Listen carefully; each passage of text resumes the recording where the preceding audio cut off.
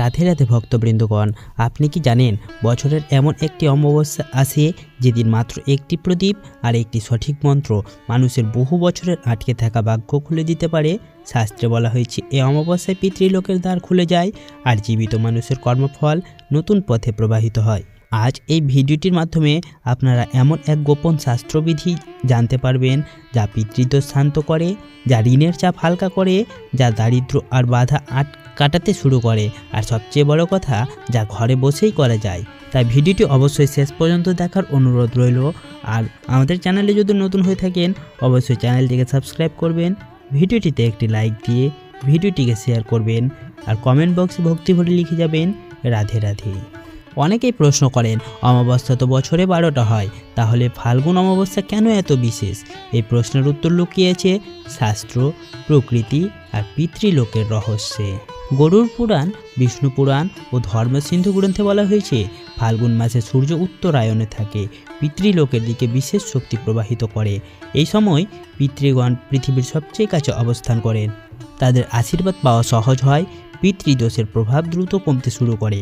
তাই এই অমাবস্যায় করা ছোট কাজের ফল 10 গুণ শক্তিশালী হয়ে ফিরে আসে।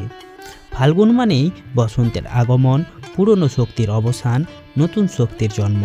প্রকৃতি নিজেই এই রাতে বলে পুরনো বন্ধন ছাড়ো, নতুন ভাগ্য গ্রহণ করো। এই কারণেই পুরনো ঋণ শোধের পথ তৈরি হয়, আটকে থাকা কাজ নড়তে শুরু করে, হঠাৎ অজানা জায়গা থেকে সাহায্য আসে। কেন এই অমাবস্যায় একটি প্রদীপ এত শক্তিশালী? শাস্ত্রে প্রদীপকে বলা হয়েছে জ্যোতিরূপ ঈশ্বর। প্রদীপ মানে অন্ধকারের মধ্যে আলোর ঘোষণা, পিতৃলোকের উদ্দেশ্যে প্রণাম। স্কন্দ পুরাণে বলা হয়েছে অমাবস্যায় এক প্রদীপ 1000 যজ্ঞের সমান ফল দেয়, কিন্তু শর্ত একটাই, সঠিক জায়গায় জ্বালাতে হবে। ভুল জায়গায় জ্বালালে ফল মিলবে না। শুধু প্রদীপ জ্বালালে হবে না, তার সঙ্গে চাই সঠিক ভাব, সঠিক সময়। এই সবটাই আমরা এবার জানবো। এই অমাবস্যার সময় কেন এত গুরুত্বপূর্ণ? এই কাজটা দিনের যে কোনো সময় নয়, সবচেয়ে শক্তিশালী সময় হলো সূর্যাস্তের পর, সন্ধ্যা 7টা থেকে রাত 10টার মধ্যে, বিশেষ করে প্রদোষকালে। এই সময় পিতৃলোকের শক্তি সক্রিয়, মন স্থির থাকে, প্রদীপের শক্তি বহুগুণ বেড়ে যায়। অনেকে বলেন আমি তো অনেক পূজা করেছি তবু কিছু হয়নি, কারণ একটাই, মন উপস্থিত ছিল না। এই কাজ করার আগে মনে কাউকে দোষ দেবেন না, কোনো অভিযোগ রাখবেন না, শুধু একটাই ভাব রাখবেন, যদি আমার অজান্তে কোনো ভুল হয়ে থাকে হে পিতৃগণ ক্ষমা করুন। এই ভাবটাই কাজের শক্তিকে খুলে দেয়। শাস্ত্রে বলা হয়েছে প্রদীপের ফল নির্ভর করে তার দিক আর ভূমির ওপর। চলুন এবার সঠিক জায়গাটি জেনে নিই। বাড়ির দক্ষিণ পশ্চিম কোণ অথবা দক্ষিণ দিকে মুখ করে মাটির ওপর বা ছোট কাঠের পিঁড়ির ওপর, কারণ দক্ষিণ দিক হলো পিতৃলোকের দিক আর দক্ষিণ পশ্চিম পূর্বপুরুষের শক্তির আসন। এই জায়গায় প্রদীপ মানে সরাসরি পিতৃদের আহ্বান। খেয়াল রাখবেন রান্নাঘরে নয়, বাথরুমের কাছে নয়, বেডরুমে নয়, একদম দরজার সামনে নয়। এবার চলুন জেনে নেব প্রদীপটি কেমন হবে। শাস্ত্র অনুযায়ী মাটির প্রদীপ সবচেয়ে উত্তম, না পেলে পিতলের প্রদীপ, কাঁচ বা প্লাস্টিকের প্রদীপ নয়। তেল কি দেবেন? সরষের তেল বা তিলের তেল, ঘি নয়, কারণ তিল ও সরষে পিতৃশক্তিকে আকর্ষণ করে। সলতে কেমন হবে? সাদা তুলোর সলতে, একটি সলতে। মনে রাখবেন এক প্রদীপ এক সলতে, এক সংকল্প এক ফল। এখন চলুন গুরুত্বপূর্ণ একটি রহস্য জেনে নেব। কোন মন্ত্র বলবেন? অনেকে এখানে ভুল করেন, অনেকে বড় বড় মন্ত্র খোঁজেন, কিন্তু শাস্ত্র বলে ভাবযুক্ত সহজ মন্ত্র ফল দেয় 1000 শ্লোকের চেয়ে বেশি। তাহলে কোন মন্ত্রটি বলবেন? চলুন জেনে নিই। প্রদীপ জ্বালানোর সময় ধীরে ধীরে বলবেন ওম পিতৃদেবায় নমঃ, তারপর বলবেন ওম বিষ্ণবে নমঃ। এই 2 মন্ত্র একসাথে বললে পিতৃলোক সন্তুষ্ট হয়, বিষ্ণুর কৃপাযুক্ত হয় এবং কর্মফল দ্রুত পরিবর্তন শুরু করে। এবার চলুন সংকল্প নিয়ম জেনে নেব। প্রদীপ জ্বালিয়ে 2 হাত জোর করে মনে মনে বা আস্তে আস্তে বলুন, হে আমার পিতৃগণ, জ্ঞাত বা অজ্ঞাতভাবে আমার দ্বারা যদি কোনো ভুল হয়ে থাকে তবে ক্ষমা করবেন। আপনার আশীর্বাদে আমার জীবনের বাধা, ঋণ ও দারিদ্র্য ধীরে ধীরে দূর হোক। নাম গোত্র জানা না থাকলে কোনো সমস্যা নেই, ভাবটাই আসল। প্রদীপ কতক্ষণ জ্বলবে? নিজে নিজে নিভে যাওয়া পর্যন্ত। ফুঁ দিয়ে নেভাবেন না, জল ঢালবেন না। যদি বাতাসে নিভে যায় আবার জ্বালাবেন না, সেটা পিতৃ ইচ্ছে বলেই ধরা হয়। এবার চলুন জানবো পরের দিন কি করবেন। পরের দিন সকালে প্রদীপের ছাই বা অবশিষ্ট তেল পরিষ্কার কাগজে নিয়ে গাছের গোড়ায় বা বাটিতে রেখে দেন, ডাস্টবিনে ফেলবেন না। পিতৃদের আশীর্বাদ পেয়েছেন এই লক্ষণগুলি দেখলে কিভাবে বুঝবেন? এই কাজ করার পর পরবর্তী কয়েকদিনের মধ্যে হঠাৎ মন হালকা লাগবে, পুরনো কোনো মানুষের সাথে যোগাযোগ আসবে, স্বপ্নে বাবা মা বা পূর্বপুরুষের হাসি মুখ আসতে পারে, অকারণে মন শান্ত থাকবে। এগুলো খুব বড় সংকেত। এই কাজটি কতদিন করবেন? সবচেয়ে ভালো 3টি অমাবস্যা একটানা, বিশেষ করে ফাল্গুন অমাবস্যা থেকে শুরু করলে অনেকের ক্ষেত্রে 7 দিনের মধ্যে, কারো 21 দিন বা কারো 40 দিনের মধ্যে বড় ফল শুরু হয়। শাস্ত্রে বলা হয়েছে পিতৃকৃপা দেরিতে আসে না, শুধু সময় নিয়ে স্থায়ী হয়। এবার চলুন এই দিনে কোন কোন ভুলগুলি আপনাদের এড়িয়ে যেতে হবে।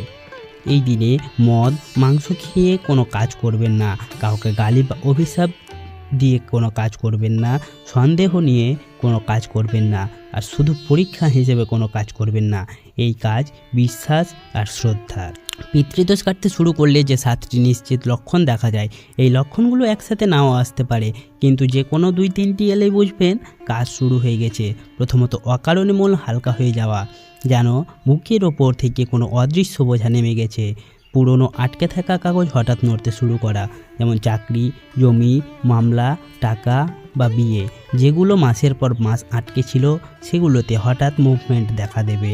বাবা মা বা পিতৃপুরুষের স্বপ্নে আসা, বিশেষ করে হাসি মুখে আশীর্বাদের ভঙ্গিতে কিছু না বলে শুধু তাকিয়ে থাকা, এটা কিন্তু খুব বড় সংকেত। বাড়ির পরিবেশ বদলে যাওয়া, অকারণে ঝগড়া কম, কথা বলার টোন নরম হয় এবং ঘরে থাকতে ভালো লাগে। হঠাৎ সাহায্য পাওয়া, যেখান থেকে আশা করেননি। যে মানুষ বহুদিন যোগাযোগ করেনি, যে দরজা বন্ধ ছিল সেটাই খুলে যায়। নিজের ভেতরে দায়িত্ববোধ জেগে ওঠা, কাজ ফাঁকি দিতে ইচ্ছা করে না, অলসতা কমে, জীবনের প্রতি সম্মান বাড়ে, এটাও পিতৃকৃপা। বারবার এই কাজ করার ইচ্ছে হওয়া, কেউ বলছে না তবু মন থেকে মনে হবে আবার অমাবস্যায় করব, এটা পিতৃ সংযোগের লক্ষণ।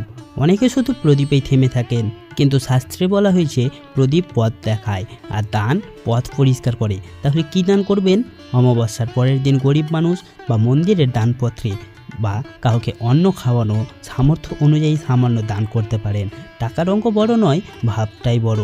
দান করার সময় মনে মনে বলবেন এই দান আমার পিতৃগণের উদ্দেশ্যে, এতেই ঋণের গ্রহ শিথিল হতে শুরু করে। এবার চলুন একটি জিনিস বাড়িতে রাখলে ফল হয় দ্বিগুণ। খুব সাধারণ জিনিস, একটি ছোট তামার পাত্রে সামান্য চাল, তার উপর 1 টুকরো হলুদ, পরিষ্কার জায়গা রেখে দেবেন। এটি পিতৃশক্তিকে স্থির রাখে, দরিদ্রের শক্তি ঢুকতে দেয় না। কাউকে দেখানোর দরকার নেই, গোপনেই রাখবেন। এই কাজটি মজা করে, চ্যালেঞ্জ হিসেবে, অবিশ্বাস নিয়ে করবেন না। আর যদি মদ মাংস ছাড়া থাকতে না পারেন, কাউকে ঠকিয়ে থাকেন, বাবা মাকে ঘৃণা করেন, তাহলে আগে মন পরিষ্কার করুন, তারপর এই কাজ করবেন। কারণ পিতৃশক্তি আগে মন দেখে, তারপর প্রদীপ।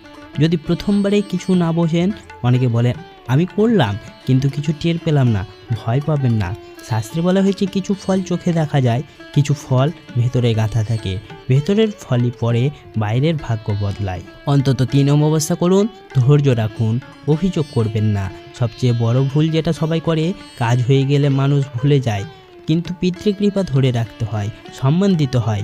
মাসে 1 দিন বাবা মাকে স্মরণ করুন, জীবিত থাকলে সেবা করুন, না থাকলে কৃতজ্ঞতা প্রকাশ করুন, এইটুকুই যথেষ্ট। এই অমাবস্যা জীবনে একবার এলে মিস করবেন না, কারণ কিছু সুযোগ বারবার আসে না, কিছু আশীর্বাদ ডাক দিলেই সাড়া দেয়। যদি এই কথাগুলো আপনার মনে লাগে তাহলে অবশ্যই ভিডিওটি কাউকে শেয়ার করবেন। আর আমাদের চ্যানেলে নতুন হয়ে থাকলে চ্যানেলটিকে সাবস্ক্রাইব করে ভিডিওটিতে একটি লাইক দিয়ে দেবেন, আর কমেন্ট বক্সে ভক্তি ভরে লিখে যাবেন রাধে রাধে।